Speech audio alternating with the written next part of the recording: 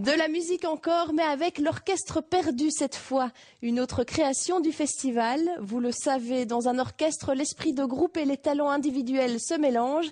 Eh bien ici c'est du théâtre, mais c'est un peu la même chose. Le metteur en scène rassemble une mère, une fille, un soldat, un rescapé, un assassin et une victime. Des personnages opposés et pourtant, ils sont les 1000 visages de l'humanité. À découvrir dans l'Orchestre Perdu.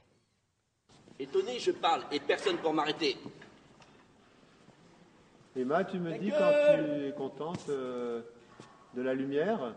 On est en train de tout régler, voir tous les petits éléments qui ne fonctionnent pas, tout ce qui fonctionne, et puis faire en sorte pendant ces 2 jours avant la première de pouvoir offrir au public aussi l'œuvre qu'on souhaite, avec la fluidité qu'on souhaite dans cette œuvre, et que le public, en fait, les spectateurs, puissent rentrer dans ces 1000 intrigues qu'on va mettre en place.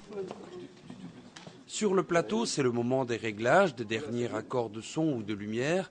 La compagnie des hommes penchés s'empare du théâtre qui va devenir un des éléments de la pièce. Sylvain et Antoine viennent du cirque, Amélie et Sarah du théâtre. Christophe Huysman, lui, est à la fois auteur, metteur en scène et acteur.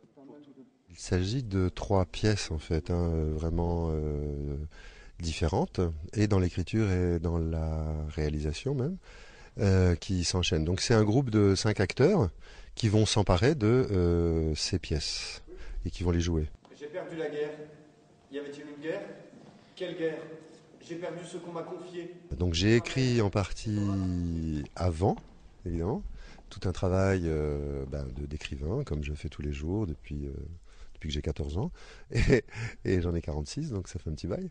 Et donc ça c'est le plaisir, et après j'ai eu aussi un immense plaisir, c'est d'écrire pour ces artistes, ces interprètes rares que j'ai conviés. On voyage à travers plusieurs littératures dans l'Orchestre Perdu. Il y a une littérature très scandée, je dirais antique, où il y a un homme qui explique le déroulement de la guerre, et puis il y a des scènes plus parlées. En fait, il y a 3 pièces, donc 3 différentes façons de manier la langue. Je suis porté disparu. C'est beaucoup de moments poétiques à travers tout un parcours.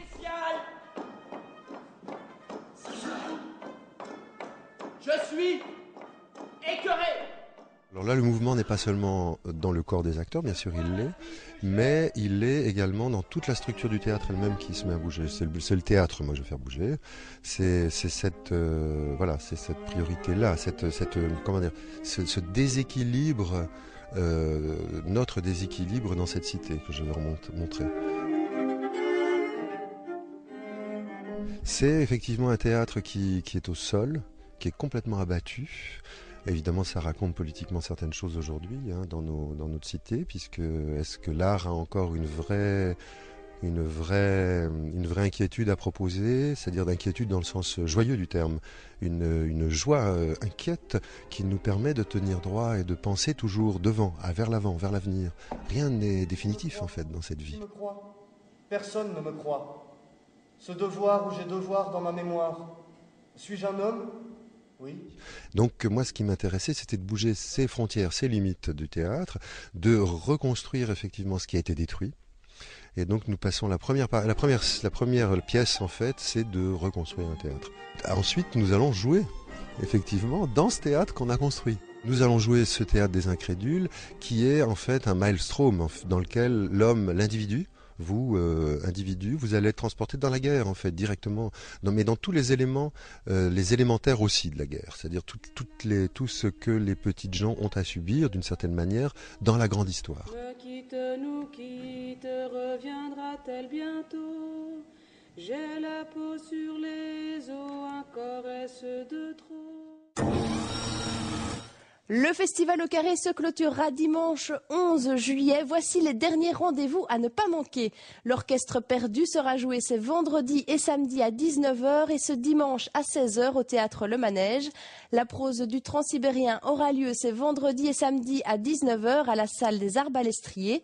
Et puis Musique du Monde ce vendredi au Carré des Arts dès 21h30.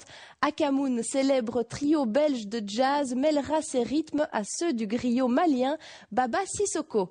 Un concert encore et je dirais même un bal. Samedi soir, toujours au Carré des Arts, ce sera le bal de clôture du festival.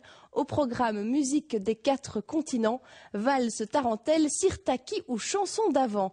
Profitez bien de ces derniers instants. Très bonne fin de festival à tous.